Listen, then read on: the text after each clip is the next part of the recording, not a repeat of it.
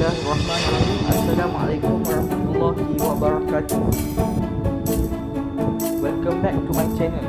So hari ni apa yang saya nak buat? Saya nak bentangkan sikit satu sejarah tingkatan 4 bab 6 ancaman komunis dan pengisytiharan darurat. Dan saya akan membentangkan subtopik 6.3 usaha menangani ancaman komunis. Jadi saya pembentukan slide ni sebenarnya kami buat secara berkumpulan. Jadi kalau ada masalah apa-apa sila tulis di ruangan komen dan jangan lupa like, share and subscribe. Baiklah, kita kepada pengenalan pada subtopik ini. Baiklah, usaha menangani ancaman komunis 6.3. Pengaruh komunis telah berkembang di negara kita sebelum meletusnya Perang Dunia Kedua. Terdapat beberapa usaha telah dilakukan oleh orang tempatan untuk menangani ancaman komunis ini. Baik, antara usaha yang kita dapat lihat ialah yang pertama, penguatkuasaan undang-undang darurat.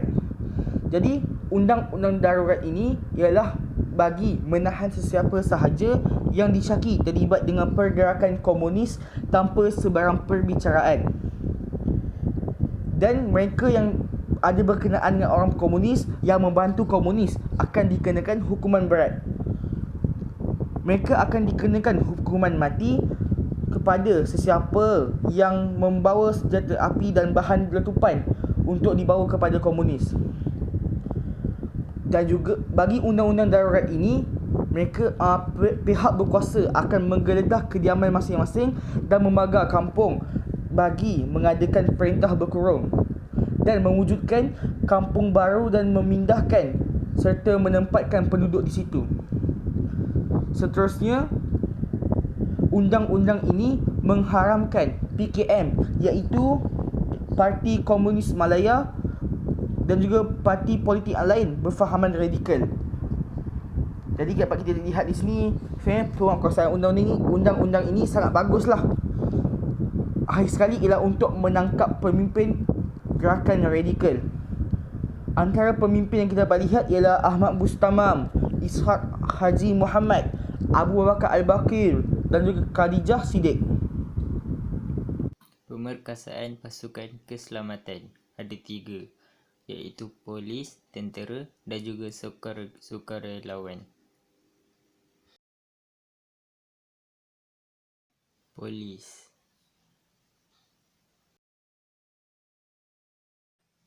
cawangan khas. Pada Ogos 1950, Guy C. Mado mengetuai Badan Perisikan dengan menubuhkan cawangan khas Special Branch yang kemudian menjadi sebahagian pasukan polis. Tugas risikan membolehkan pihak berkuasa mengetuai operasi PKM. Mereka menyamar sebagai komunis untuk mendapatkan maklumat PKM. British mengambil ramai cawangan khas dalam kalangan orang Cina untuk menjejak komunis hingga kubu persembunyian mereka. Sebagai badan perisik, cawangan khas beri sumbangan semasa darurat. Kejayaan cawangan ini membuat penyusupan di organisasi PKM memudahkan pasukan keselamatan merancang tindakan terhadap PKM.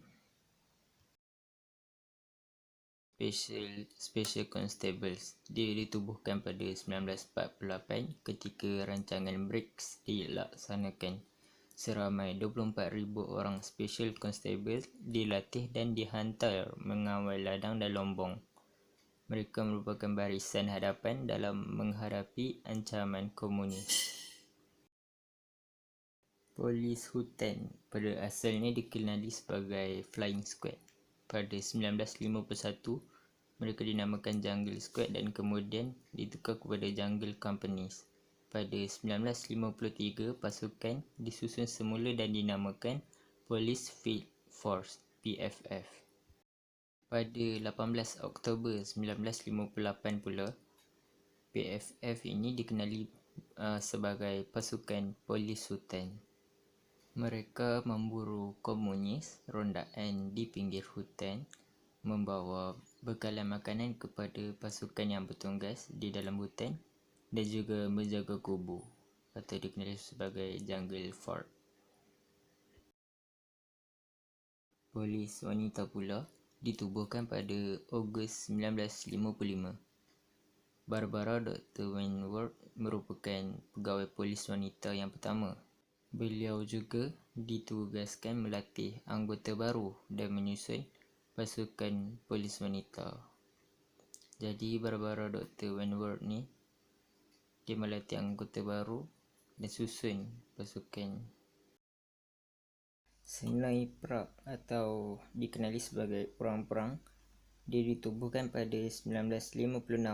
Ditugaskan mengesan tempat persembunyian komunis di dalam hutan.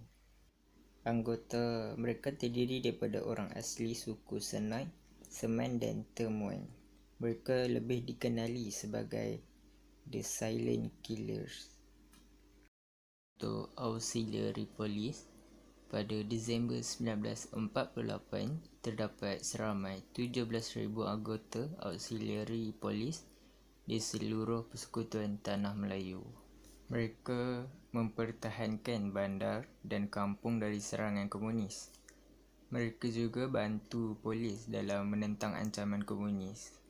Pada tahun 1956, anggota AP, Auxiliary Police, dijadikan sebagai Police Volunteer Reserve.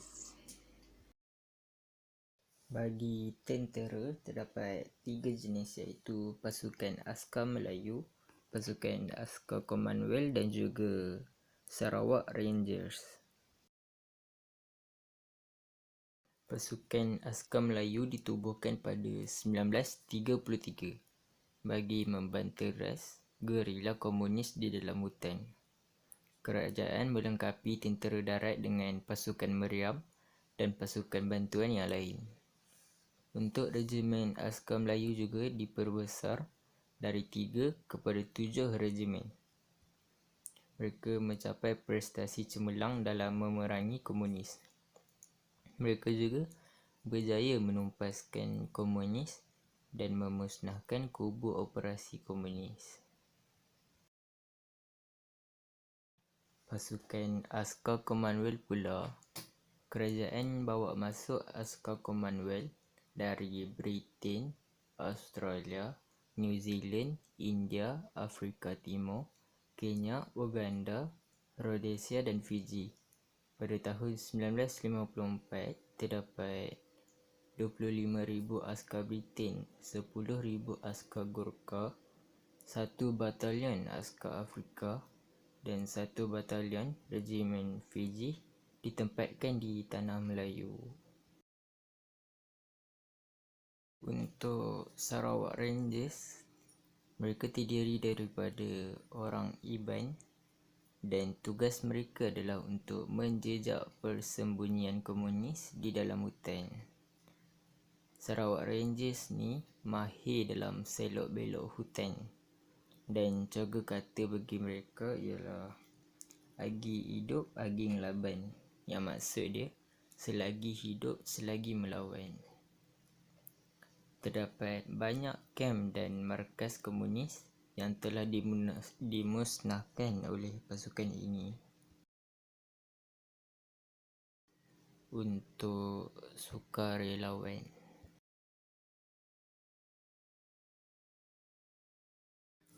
Home Guard ni ialah pasukan pengawal kampung. Tugas mereka adalah untuk membantu menyekat pergerakan bekalan makanan dan ubatan daripada jatuh ke tangan komunis. Anggota Home Guard ni diberi latihan ketenteraan untuk mengawal kampung dan pekan. Pada Julai 1951, terdapat 79,000 Home Guard di Tanah Melayu. Mereka telah berjaya membantu mengamankan kampung dan melindungi pekerja lombong biji timah daripada serangan komunis.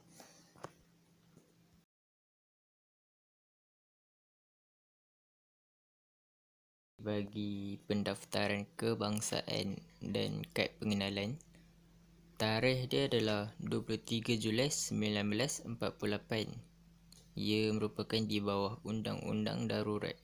Tujuan dia adalah untuk memudahkan pihak keselamatan, membezakan orang awam dengan komunis. Peraturan dia adalah setiap lelaki, wanita dan kanak-kanak berumur 12 tahun ke atas dikehendaki mendaftarkan diri dengan pihak berkuasa. Orang awam juga dikehendaki membawa kad pengenalan ke mana-mana sahaja. Untuk tawaran pengampunan, pada 6 September 1949, Sir Henry Gurney telah mengisytiharkan pengampunan spai serah diri. Radio Malaysia juga siarkan syarat tawaran pengampunan. Terdapat banyak poster ditampal merata tempat. Sebanyak 40 juta risalah dan 12 juta pas pengampunan diedarkan dalam bahasa Cina, bahasa Melayu, bahasa Tamil melalui pelbagai cara seperti pengangkutan udara, iklan dan wayang gambar digunakan untuk membantu penduduk pujuk komunis serah diri. Rancangan Blitz ni dilancarkan oleh Sir Henry Gurney, Pesuruhjaya Tinggi British di Tanah Melayu pada tahun 1950. Sir Harold Roden Blitz dilantik menjadi pengarah operasi. Tujuan utama rancangan Blitz ni adalah untuk memutuskan hubungan PKM dengan Minuan yang membekalkan makanan, senjata, maklumat dan perubatan kepada PKM. Minuan ni organisasi massa. Usaha menangani ancaman komunis yang seterusnya ialah mengadakan kempen Bulan Rakyat. Kempen ini bertujuan untuk melawan penjajah. Maafkan saya tersalah tulis di situ.